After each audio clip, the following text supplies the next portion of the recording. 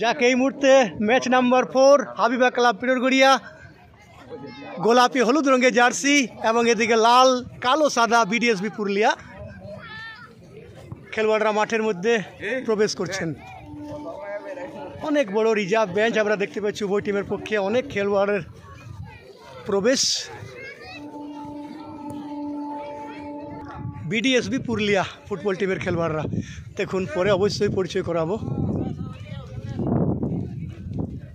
লাল কালো সাদা match official বহাল আছেন উত্তম রজক, জিতেন রাজওয়ার, আরশাদ আনসারি এবং এদিকে হাবিবা ক্লাবের খেলোয়াড়রা পিঙ্ক, ইয়েলো, মেরুন।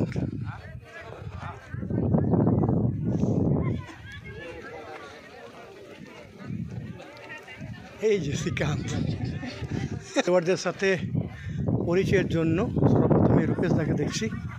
এই দেখুন বন্দিরাম বাবু আছেন, অজিত বাবু আছেন, কেতকা ফুটবল টিমের স্বপনদা আছেন, অসিত বরণ মুর্মু আছেন, এদিকে অসিত লাগদার, অসিত বাউরি বাবু আছেন, জিমুত বাবু আছেন, পার্থবাবু, এদিকে শেখ রাজাকেও দেখতে পাচ্ছি, ও ভাই কাটিনের ম্যানেজার, এদিকে আবার অজয়।